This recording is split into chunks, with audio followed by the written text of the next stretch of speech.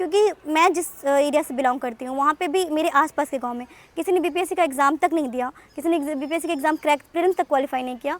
तो अभी कोई बच्चा बीपीएससी का तैयारी शुरू करे और ना वो कोचिंग ले, ना उसके पास गाइडलाइंस हो, तो आप मतलब उसको क्या सजेस्ट करना चाहेंगे कि वो कैसे शुरू करे? सबसे ज़्यादा मुश्किल होता है किसी भी काम को शुरू करना। जी सही बताया आपने कि सबसे मुश्किल काम होता है शुरू करना, उससे भी मुश्किल काम होता है ये डिसाइड कर लेना कि मैं इस चीज़ को करूँगा। क्योंकि बीपीएससी और यूपीएससी जैसे एग्ज़ाम कई बार इसलिए आपके क्रैक नहीं होते क्योंकि आप उसके लिए एबल नहीं है। जय हिंद दोस्त, आज हम आपको एक ऐसे शख्स से मिलवाने वाले हैं जो 67 बीपीएससी में उनका पोस्ट है बीसी वेलफेयर ऑफिसर, और वो टोटली गांव से बिलोंग करती हैं और गांव से रह के ही पूरा पढ़ाई किया, सेल्फ स्टडी किया। और मार्गदर्शन के अभाव में जो बच्चे बोलते हैं, बहाना ढूंढते हैं कि मेरे पास मार्गदर्शन नहीं था, मेरे पास फाइनेंशियल प्रॉब्लम था, तो उसको शिकस्त दिया है। इनका नाम है ममता जी, ये आरा से बिलोंग करती हैं। तो आइए हम मैम से जानेंगे कि कैसे इन्होंने अपना एक बहुत ही मुश्किल दौर को, एक मुश्किल जर्नी को कैसे कंप्लीट किया। कहते हैं ना कि शहंशाह शिकायत नहीं करते, शिकस्त देते हैं, तो वो चीज़ इन्होंने सही किया है। तो सबसे पहले हम इनका परिचय जानेंगे, फिर इनका कैसे प्राइमरी एजुकेशन हुआ, फिर ये फाइनली यहाँ तक कैसे अपना जर्नी कंप्लीट की, उसके बारे में जानेंगे। तो मैडम पहले अपना परिचय दीजिए। मेरा नाम ममता कुमारी है और मैं आरा ज़िले से बिलोंग करती हूँ। मैंने अपनी जो प्राइमरी एजुकेशन है वो हाई स्कूल भरपूर भोजपुर से किया है, और उसके बाद मैंने अपना ग्रेजुएशन इंग्लिश ऑनर्स से सहजानंद ब्रह्मर्षि कॉलेज आरा से किया है। उसके बाद मैंने मास्टर्स भी इंग्लिश में किया, और उसके बाद मैंने बीएड करते हुए अपनी बीपीएससी की प्रिपरेशन करी। मेरा ये वाला 67 में ये दूसरा अटैम्प्ट था। 66 में मैं मेंस तक गई थी, बट कुछ मार्क्स से मेरा मेंस क्लियर नहीं हो पाया। 66 आपका पहला अटेम्प्ट था? हाँ, 66। तो आपने मैम ग्रेजुएशन कब किया? मेरा ग्रेजुएशन 2018 में कंप्लीट हुआ था, बट उसके बाद मैं वो जो मेरा ग्रेजुएशन वीर कुंवर सिंह यूनिवर्सिटी से कंप्लीट हुआ था, तो उसकी वजह से जो उसका रिज़ल्ट आया वो 2019 में आया, और उसके बाद मैंने 2020 से अपने प्रिपरेशन स्टार्ट करी थी। अच्छा, तो जब आप गांव से बिलोंग करती थी मैम, तो गांव में तो ऐसा बहुत होता है कि लड़कियों को मतलब ये नहीं देखा जाता कि ये कुछ ज़्यादा नहीं कर सकती लड़कियां, तो मतलब एक तरह से फेमिनिज्म का जो इशू है उसको आप कैसे फेस किए, और कितना आपके फैमिली पर वो चीज़ हावी था? मम्मी पापा कितना सपोर्ट किए हैं, या गांव के और भी अंकल है या भैया हैं, वो कितना सपोर्ट किया आपको? जी सही बात है कि गांव में लोगों के लड़कियों के लिए ये स्टीरियोटाइप तो क्रिएट किया जाता है कि वो ज़्यादा पढ़ के क्या करेंगी, एक नॉर्मल ग्रेजुएशन करने के बाद उनकी शादी कर देनी चाहिए, या फिर ये सारी चीज़ें प्रॉब्लम तो आती है। बट मेरी फैमिली में ऐसा कुछ नहीं था कि इस चीज़ को बहुत ज़्यादा ऐसे करके देखा गया। वैसे लोगों का दबाव था कि आप उसको क्यों हॉस्टल भेज रहे हैं बाहर, क्योंकि मैं 66 के बाद से हॉस्टल में रह रही थी पटना, तो मेंस के लिए, हाँ मेंस में पहुंचने के बाद, तो उस चीज़ को लेके लोगों के मन में था कि गांव में कि लड़कियां क्यों जाएंगी हॉस्टल में, लड़की क्यों रहेगी हॉस्टल में पढ़ने। बट मेरे फादर ने उसको उस चीज़ अपने ऊपर, मेरे ऊपर कभी आने नहीं दिया। उनको बहुत सारे लोगों ने बहुत कुछ कहा, बहुत जो भी है सुना उन्होंने, पर उस चीज़ को उन्होंने कभी मेरे साथ जिक्र भी नहीं किया कि इस चीज़ को लेके वो टेंशन में आ जाएगी या फिर ये चीज़ इस पर हावी हो जाएगी। तो वो लोग, मेरे मम्मी पापा ने इस लेवल का स्ट्रगल किया है कि वो उस चीज़ को अपने तक रखते थे और मेरे ऊपर कभी आने नहीं दिया। मुझे हमेशा सपोर्ट किया कि नहीं तुम करो हर चीज़ के लिए, तो वो मेरे साथ एक प्रिविलेज था। अच्छा, जो गांव के बच्चे हैं सबसे पहले उनको समझ में नहीं आता है कि शुरू कहां से करना है। कहते हैं कि जब आप किसी काम को शुरू करते हैं तो आप उसको आधा फिनिश कर देते हैं, और जब आप आधे के बाद में पहुंचते हैं तो समझिए कि वो काम पूरा हो गया। तो अभी कोई बच्चा बीपीएससी का तैयारी शुरू करे और ना वो कोचिंग ले, ना उसके पास गाइडलाइंस हो, तो आप मतलब उसको क्या सजेस्ट करना चाहेंगे कि वो कैसे शुरू करे? सबसे ज़्यादा मुश्किल होता है किसी भी काम को शुरू करना, लोग शुरू ही नहीं कर पाते हैं डर से, तो उसके लिए आप क्या सजेस्ट करेंगे, कैसे शुरू करें? जी सही बताया आपने कि सबसे मुश्किल काम होता है शुरू करना, उससे भी मुश्किल काम होता है ये डिसाइड कर लेना कि मैं इस चीज़ को करूँगा।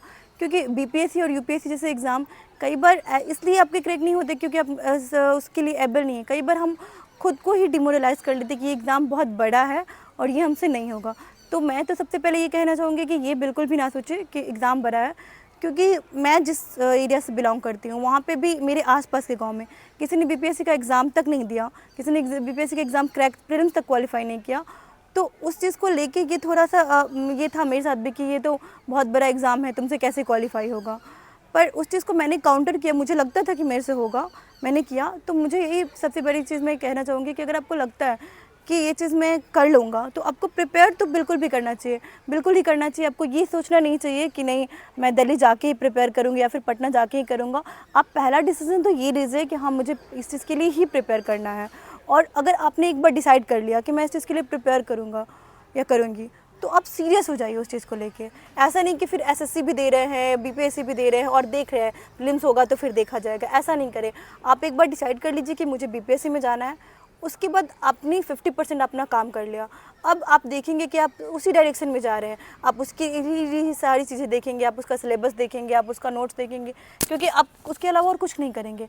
तो जब आप ये सारी चीज़ें करना स्टार्ट कर देते हैं, और रही बात गाइडेंस की, तो ऐसा नहीं है कि किसी को भी एकदम से ऐसे ही गाइडेंस मिल जाता है। हम एक राह पे पहले चलना स्टार्ट करते हैं, अब जैसे जैसे चलते जाते हैं आपके लिए रास्ते खुलते जाते हैं। एक कहावत है ना, आपको जितना रास्ता दिखाया जा रहा है उतना तक जाओ, आगे के रास्ते आपको खुद ब खुद दिखने लगेंगे। तो मेरे साथ भी वैसा ही था। और रही बात, अभी बहुत टेलीग्राम पे, यूट्यूब पे बहुत सारी गाइडेंस अवेलेबल है फ्री में। बस ज़रूरत है आपको अपना टाइम देने की, इंटीग्रिटी के साथ, ईमानदारी के साथ आपको उस पर काम करने की।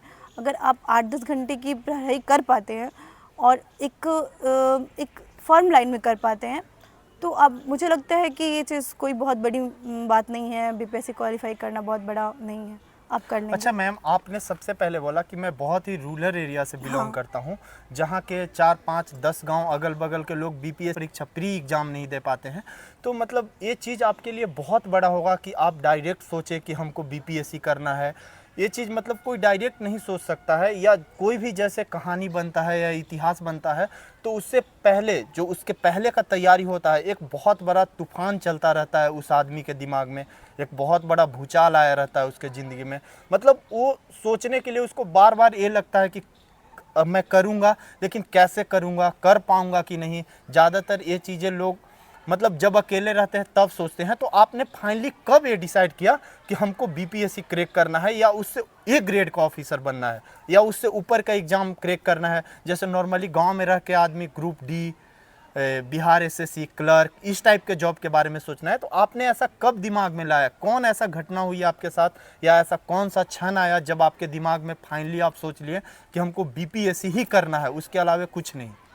देखिए, पहले तो मैं इसी यूट्यूब से बहुत सारे जब मैंने 2019 में अपना थोड़ा मोबाइल मुझे मिला और मैंने चलाना स्टार्ट किया, तो मैं बहुत सारे टॉपर्स टॉक देखती थी, ये सारी चीज़ें देखती थी। तो मुझे बहुत ज़्यादा उससे इंस्पिरेशन मिलता था कि मुझे भी कुछ ऐसा करना है। पर कहीं ना कहीं मुझे भी ये चीज़ डर लगता था कि पता नहीं मेरे से ये होगा नहीं, ये तो हमारे लिए भी बहुत बड़ी चीज़ है। पर मैंने सोचा, मैंने देखा कि यही एक चीज़ है जो मेरी फैमिली को थोड़ा प्राउड फील करा सकती है मेरे पे, और एक मेरी आइडेंटिटी मुझे दिला सकती है।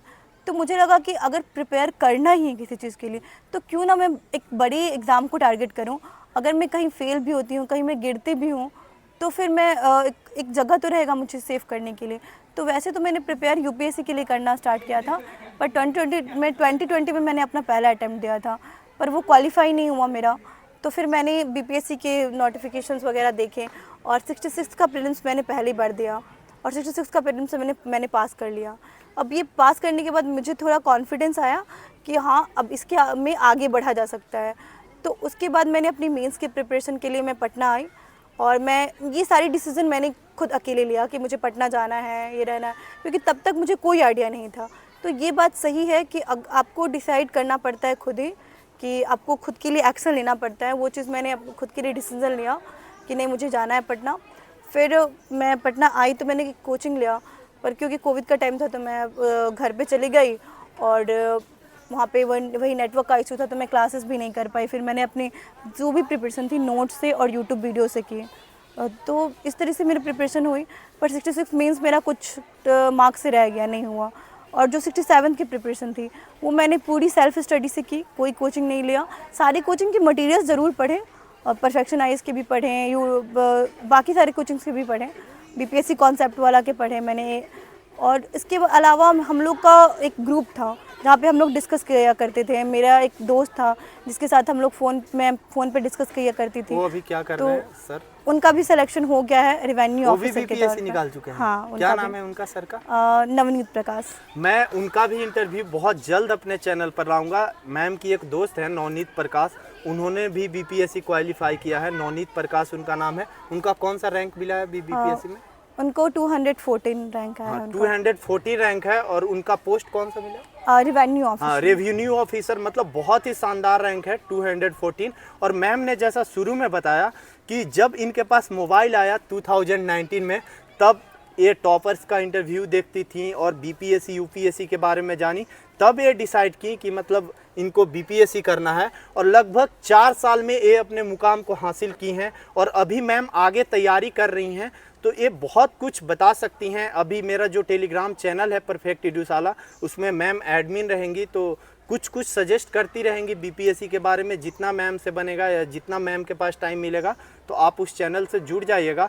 और ये मैम बताए कि मोबाइल सहारा बना, लेकिन आज के बच्चों के लिए सबसे ज़्यादा अगर पढ़ाई में कोई बाधक है, पेरेंट्स अपने बच्चों को मोबाइल से दूर रखना चाहते हैं, उसका सच में रीज़न है कि मोबाइल सबसे बड़ा पढ़ाई में बाधक भी है और वरदान भी है। जैसे मैम ने प्रूव कर दिया कि मोबाइल इनके लिए वरदान साबित हुई और इन्होंने 66 बीपीएससी प्री निकाला, मेंस का जर्नी तय किया, लेकिन बहुत कम मार्क्स से वो मेंस में डिस्क्वालीफाई हो गए, लेकिन 67 में फाइनल सिलेक्शन लिए।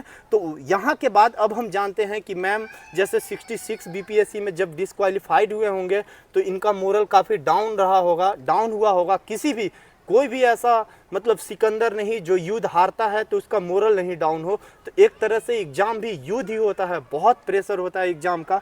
तो उस मतलब स्ट्रेस, उस प्रेशर को कैसे झेली मैम। उसके बाद फैमिली का कुछ दबाव भी होगा। नॉर्मली तौर पर आजकल लड़कियों को एग्ज़ाम नहीं निकले एक आध दो तो पेरेंट्स शादी कर लो। तो उस प्रेशर को मैम कैसे झेली और फाइनल जर्नी तक कैसे पहुंची, आइए हम मैम से जानते हैं। देखिए 66 जब मेरा मेंस क्वालिफाई नहीं हुआ था, ये बात सही है, मैं बहुत परेशान थी। मैंने अपने घर पे फ़ोन किया और मैंने पापा से बोला कि मैं घर आना चाहती हूँ, मेरा एग्ज़ाम तो क्वालिफाई नहीं हुआ तो मैं पटना रह के क्या करूँगी। बट मैं बहुत लकी फील करती हूँ खुद को कि मुझे ऐसे पेरेंट्स मिले जिन्होंने हमेशा मुझे पुश किया है कि उस चीज़ को करने के लिए, हमेशा एक स्टेप आगे जाने के लिए बोला है, 1 माइल चलने के लिए बोला। तो मेरे पापा ने कहा कि तुम घर आके क्या करोगी, घर पे क्या रखा है तुम्हारे लिए, तुम चुपचाप से वहीं प्रिपेयर करो और अगर तुमको लगता है कि घर आओगी तो फिर हम तुम्हारी शादी करा देंगे। तो वो हमारे लिए एक तरह से रिप्रेस्ड क्या कहते हैं उसको, एक ये था कि मतलब मुझे ये कहा गया कि तुम आ जाओगी। ऐसा उल्टा होता है लड़कियों के साथ कि आपको कहा जाता है कि अब शादी कर लो, घर आ जाओ, शादी कर देंगे। पर मेरे साथ उल्टा हुआ, मुझे ये धमकाया गया कि अगर तुम घर आ जाती हो तब तो तुम्हारी करेंगे, शादी नहीं कर आएगी देंगे। तो नहीं करेंगे। नहीं, कहने तो का फिर मतलब था कि तुम वहीं वहीं रहो। हाँ। तो इस चीज़ को मैंने बोला कि अब शादी तो नहीं करेंगे। तो मुझे लगा कि नहीं, पटना रहना चाहिए। और मुझे एक चीज़ अच्छा लगा कि हाँ, पापा ने अभी इतना सपोर्ट किया कि वो मुझे कह रहे कि पढ़ाई करो, तुमको आना नहीं है। तो फिर और एक ये था कि हाँ, गांव में ये हो गया था, सबको एक्सपेक्टेशन हो गई थी कि लड़की बाहर गई है तो कुछ करके ही आएगी। इसलिए पापा को लगा कि अब जब तुम बाहर चली ही गई हो तो अब कुछ करके ही आओ, ऐसे आना नहीं है। तो फिर मैंने बोला चलो अब आग में कूद ही गए तो अब अच्छे से ही करें। तो फिर 67 की प्रिपरेशन मैंने एनालाइज़ किया कि 66 में मेरे से क्या कमी रह गई थी। तो मेरे ऑप्शनल में मार्क्स अच्छे थे, पर मेरे जीएस और वर्ल्ड, मेरे ऑप्शनल के मार्क्स ऑलमोस्ट टॉपर के मार्क्स के बराबर थे। मेरे 177 मार्क्स आए थे सोशियोलॉजी में, और जबकि टॉपर के मार्क्स भी 180 थे, तो which was very good marks. तो फिर मैंने सोचा कि नहीं, प्रॉब्लम थोड़ा जीएस 1 2 मार्क्स का अंतर था आपके और टॉपर्स के मार्क्स। पर मेरे जीएस 2 में थोड़े मार्क्स कम हो गए थे क्योंकि मैंने जीएस 2 के 2 क्वेश्चन ही पैनिक होकर छोड़ दिया था। तो इस वजह से मैं वहाँ पे भी इंटरव्यू तक जा सकती थी, पर कुछ मार्क्स से मैं रह गई थी। तो उसके बाद मैंने ये किया कि मुझे समझ में आया कि मेरे प्रॉब्लम्स कहाँ हैं। फिर मैंने 67 की प्रिपरेशन करनी स्टार्ट की पूरे मन से। प्रीलिम्स मैंने क्वालिफाई किया और प्रीलिम्स में मेरे बहुत अच्छे मार्क्स आए थे। मैंने 115 मार्क्स स्कोर किया था। तो मुझे एक कॉन्फिडेंस आया कि चलो अच्छे मार्क्स हैं। और उसके पहले इस बार मैंने, पिछली बार जैसे मैंने किया था कि 66 का प्रीलिम्स क्वालिफाई होने के बाद मैंने मेंस की प्रिपरेशन करी थी, तो इसलिए भी मेरा रह गया था। इस बार मैंने ये गलती नहीं दोहराई। इस बार मैंने क्या किया, 67 की प्रीलिम्स के जस्ट बाद से 1 डे, क्योंकि मुझे कॉन्फिडेंस था कि मेरा प्रीलिम्स हो जाएगा, मेरे अच्छे मार्क्स आ रहे थे आंसर के मिलाने के बाद, तो मैंने उस दिन से ही प्रिपरेशन स्टार्ट कर दी और पूरे अच्छे से कर दी। और उसके बाद हमारा एक ग्रुप था जहाँ पे हम लोग डिस्कस किया करते थे। मेरे हॉस्टल मेट्स थे, मेरी कुछ दोस्त भी थी जिन्होंने भी वो 67 मेंस दिया। ऑल्दो उन लोगों का 1-2 नंबर से नहीं हुआ क्वालिफाई, बट हम लोग साथ में डिस्कस किया करते थे, टॉपिक डिसाइड करते थे। और जो मेरे फ्रेंड थे उनके साथ में हम लोग टॉपिक डिवाइड कर लेते थे कि 2 टॉपिक्स तुम्हें प्रिपेयर करके लाना है, 2 टॉपिक्स तुम्हें करके लाना है, और वो उस टॉपिक में अपना बेस्ट देंगे। वो सारी सोर्सेज यूज़ करेंगे, सारी सोर्सेज यूज़ करके नोट्स बनाएंगे, फिर डिस्कस करेंगे और फिर हम लोग उसके नोट्स बनाएंगे। तो वैसे हम लोग किया करते थे और हम लोग अपने टॉपिक्स को लेके बहुत ऑनेस्टी बरतते थे कि ये टॉपिक करना है तो आज के आज करना है, चाहे उसके लिए 12 घंटे लगे, चाहे 13 घंटे लगे, या फिर वो 5 घंटे में हो, पर उसको करना है। तो ये एक चीज़ हुई जिससे हमारा सिलेबस एक अच्छे टाइम पे कंप्लीट हो गया, हमें डिवीज़न के लिए भी अच्छा खासा टाइम मिल गया और हमें टेस्ट के लिए भी मिल गया। तो इस चीज़ को लेके थोड़ा था कि हाँ चलो प्रिपरेशन हो गई थी। अच्छा, जैसा मैम ने बताया कि हम लोग जैसे 4 टॉपिक करना है तो 2 ठो ये तैयार करेंगे, 2 ठो ये तैयार करेंगे, तो उसमें क्या है कि एक टॉपिक को तैयार करने में 4 आदमी का दिमाग लग रहा है, मतलब 4 दिमाग लगा के हम एक दिमाग बना रहे हैं। आज ये टॉपिक तैयार किया तो कल वो टॉपिक तैयार किया। उसके बाद आपको कुछ जैसे इनपुट डालने हैं, तो जब हम लोग डिस्कस कर रहे हैं उसको कुछ समझ में आया कि इसमें कुछ और टॉपिक्स, कुछ और चीज़ें डाल सकते हैं, कुछ इनपुट्स, तो वो अपने अपने इनपुट्स डालेंगे। इस तरह से एक टॉपिक को हम लोग बहुत अलग अलग डायमेंशन से देखते थे। जैसे फॉर एग्जांपल पटना कलम की प्रिपरेशन करी, तो पटना कलम मैंने एक टॉपिक कर लिया, सारे नोट से कर लिया, फिर हम लोग सोचते थे कि इससे क्या क्या क्वेश्चन बन जाएंगे। जैसे पटना कलम का मान लो आज रिलेवेंस क्या है, या फिर पटना कलम क्यों अभी इतना उसका वो हो चुका है, अभी वो अंधेरे में जा चुका है इतना, तो उसके क्या हो सकते हैं, उसको कैसे आगे लाया जा सकता है, कि उसको कैसे बिहार की पेंटिंग्स को कैसे अच्छा किया जा सकता है और उसके लिए क्या किया जा सकता है। तो फिर हम लोग डिस्कस करते थे कि हाँ इसके लिए नुक्कड़ नाटक का प्रोग्राम कर सकते हैं, या फिर इसको बच्चों को एग्जीबिशन प्रोग्राम करा के कर सकते हैं। तो बहुत सारी चीज़ें हम लोग ऐसे करते थे कि टॉपिक्स के डायमेंशंस को तोड़ देते थे। इससे एक तो क्वेश्चन वो जो आ रहे हैं प्रोबेबली, और एक ये कि क्वेश्चन और क्या क्या क्या क्या बन सकते थे, हम लोग सारे डायमेंशन भी देख देते थे, ताकि अगर क्वेश्चन अलग भी आए तो हम लोग उस चीज़ को कवर कर पाएँ वहाँ जैसे पे। सब लोग डिस्कस करके उसको एक सबसे बेस्ट कंटेंट बनाते थे और सब उसी को स्टडी करते थे। हाँ। उसके अलावे आप मतलब कौन कौन सा सोर्स यूज किए, किताब कौन कौन सा यूज किए, या यूट्यूब चैनल का कोई नाम सजेस्ट करना चाहेंगे कि आप गाइडेंस के लिए इसको कर सकते हैं? सबसे ज़्यादा तो कन्फ्यूजन है बच्चों को कि हम कौन कौन सा किताब पढ़ें। ज़्यादातर ऐसे लड़के हैं जो 1 डे एग्ज़ाम का तैयारी कर रहे हैं और अभी से बीपीएससी में मूव होना चाहते हैं, या बहुत सारे ऐसे हमारे लड़के हैं जो मीडियम फैमिली से हैं या गरीब घर का बच्चा है, शुरू में सोचता है कि कोई भी जॉब ले ले, ग्रुप डी या कुछ भी, मतलब बेसिक जॉब चाहता है, बस एक गवर्नमेंट जॉब, उसके बाद तैयारी करना शुरू करता है। तो मतलब आप ऐसा बताइए मैम कि जैसे कम से कम हम क्या सोर्स पढ़कर इस एग्ज़ाम को क्रैक कर सकते हैं, और आपने किस किस किताब को कैसे किया था वो चीज़ आप हमें बताइए। देखिए, जहाँ तक रही कि 1 डे एग्ज़ाम की बात, तो मैं ये कहूँगी कि आजकल जो कंपटीशन इतना ज़्यादा बढ़ गया है, कोई एग्ज़ाम इजी नहीं है। आप अगर ये चाहें कि मैं 1 डे एग्ज़ाम भी निकाल लूँ और मैं बीपीएससी भी निकाल लूँ, तो विश्वास मानिए ये नहीं हो सकता। आपको डिसाइड करना पड़ेगा आपको पहले क्या करना है, ठीक है। अगर आपको लगता है कि मुझे कोई 1 डे एग्ज़ाम क्वालिफाई कर लेना चाहिए पहले, तो आप फिर बीपीएससी के एग्ज़ाम्स अभी मत दो। आप एक बार 1 डे एग्ज़ाम्स क्वालिफाई कर लो, और आपको फाइनेंशियल प्रॉब्लम है तो और एक जॉब ले लो, उसके बाद आप बीपीएससी की प्रिपरेशन करो। और या फिर आपको लगता है कि मैं बीपीएससी की ही प्रिपरेशन करना है, तो फिर आप 1 डे एग्ज़ाम मत दो। आप 1 साल, कम से कम 1 साल 1.5 साल आप पूरे अच्छे से बीपीएससी की प्रिपरेशन करो, और विश्वास मानिए 1 डे एग्ज़ाम से ज़्यादा अच्छे से आपका ये एग्ज़ाम क्वालिफाई हो सकता है अगर आप इंटीग्रिटी के साथ अपनी पढ़ाई करते हैं, ईमानदारी के साथ करते हैं। और रही बात जो टॉपिक्स की है, सिलेबस की है, तो मैंने बताया कि मैंने कोचिंग ज्वाइन किया था, तो वहाँ से तो बहुत आइडिया नहीं मिला। मैंने यूट्यूब में बीपीएससी कॉन्सेप्ट वाला एक चैनल था, वहाँ उसको फॉलो किया था। फिर इसके अलावा मैंने सीएमई के नोट्स भी पढ़े थे, और फिर मैंने परफेक्शन आईएएस का मटेरियल पढ़ा था, और भी बहुत सारे टेलीग्राम चैनल थे जहाँ पे वो लोग कुछ अच्छा कंटेंट किया। अच्छा, बुक कौन कौन सा यूज किया? बुक हाँ, बुक मैंने जो यूपीएससी के स्टैंडर्ड बुक्स थे वो पढ़े थे। जैसे मैंने स्पेक्ट्रम और हिस्ट्री के लिए, पॉलिटी के लिए लक्ष्मीकांत, और बिहार स्पेशल भी बुक जो था वो पढ़ा बिहार था। स्पेशल कौन सा बुक? बिहार स्पेशल मैंने लूसेंट कवर किया था, और उसके साथ जैसे कि हम लोग हॉस्टल में रहते थे, तो हम लोग बहुत ज़्यादा ऐसा नहीं था कि हमारी ही बुक्स पढ़ रहे हैं, बुक्स एक्सचेंज भी करते थे। जैसे मैंने लूसेंट पढ़ा, मेरी फ्रेंड के पास क्राउन था, तो मैं क्राउन भी पढ़ लेती थी। क्राउन का बिहार स्पेशल था और लूसेंट का, हाँ, तो मेरी फ्रेंड के पास क्राउन था तो मैं क्राउन भी पढ़ लेती थी। किसी ने दृष्टि का मैगजीन खरीदा तो हम लोग दृष्टि के ऐसे कर लेते थे कि तुम दृष्टि का मैगजीन खरीद लो तो हम विजन आईएएस के मैगजीन खरीद लेते हैं। तो वैसे करते थे कि इससे पैसे भी बचेंगे, क्योंकि स्टूडेंट लाइफ में तो पैसे का भी क्रंच होता है, तो सारी नोट्स तो खरीद नहीं सकते। तो फिर ऐसा करते थे कि मैंने विजन आईएएस का मटेरियल खरीद लिया, तुम दृष्टि के मटेरियल खरीद लो, और हम लोग एक्सचेंज करके पढ़ लेते थे।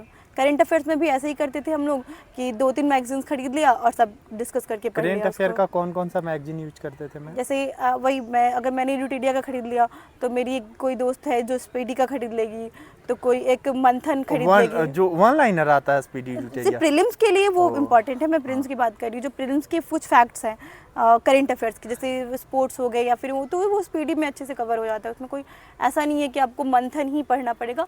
मंथन भी पढ़ा था, बट मंथन और इसकी एक वो है प्रतियोगिता दर्पण, वो भी पढ़ा था। तो ऐसे करके हम लोग पढ़ते थे। और जो फैक्चुअल क्वेश्चन है, जो वन लाइनर क्वेश्चन, उसके लिए स्पीडी ठीक है, उसमें कोई प्रॉब्लम नहीं है। अच्छा, जैसे कि मैं दरोगा एग्जाम के लिए हमेशा आप लोगों को स्पीडी करंट अफेयर सजेस्ट कर रहा हूं, लेकिन मैम बोल रही हैं कि प्री के लिए आप स्पीडी पढ़ सकते हैं।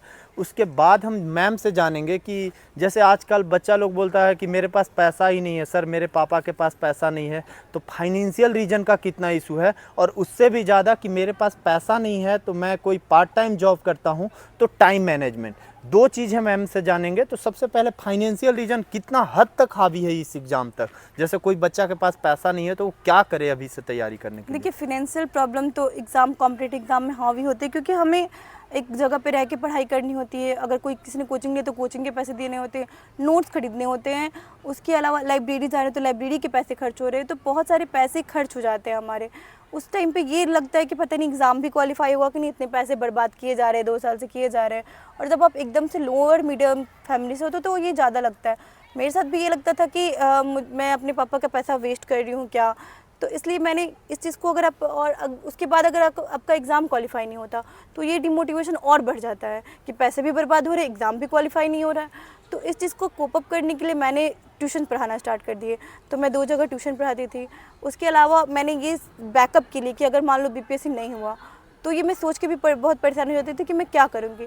तो उसके बाद उसको बैकअप के लिए मैंने बीएड करना स्टार्ट कर दिया। तो मैं अपना बीएड भी कर रही थी, मैं ट्यूशन पढ़ा रही थी, तो इससे कुछ पैसे आ जाते थे, जिससे मेरा जो एटलीस्ट रहने वहने का है वो थोड़ा निकल जाता था। मुझे घर से बहुत ज़्यादा पैसे नहीं लेने पड़ते थे।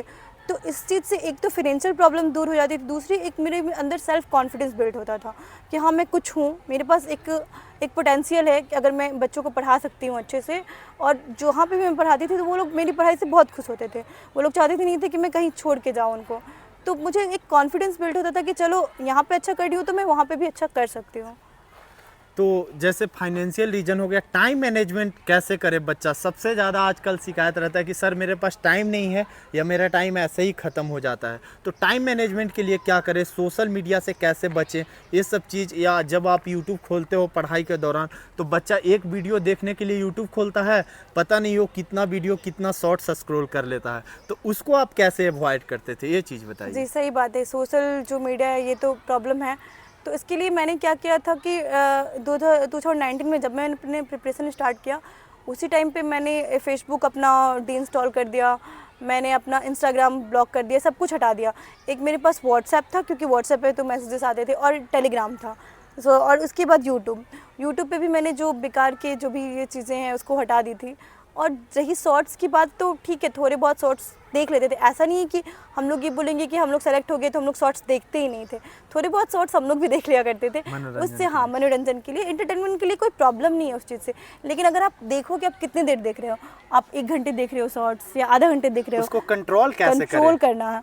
तो आप एक चीज़ से एक टाइमर लगा सकते हैं। आप उसके बाद देखो कि हाँ, मैंने कितनी देर तक देखा, उस चीज़ से फिर वो अच्छा, फाइनेंशियल प्रॉब्लम कितना हावी था मैम आपके फैमिली पर, या आपके पापा क्या करते थे, या आपका फैमिली का एजुकेशनल बैकग्राउंड कैसा था, कि पहले कोई आपके घर में ऐसा एग्ज़ाम, इतना बड़ा एग्ज़ाम क्वालिफाई किया था कि नहीं, या इस चीज़ के लिए मोटिवेशन आपको कहाँ से मिला?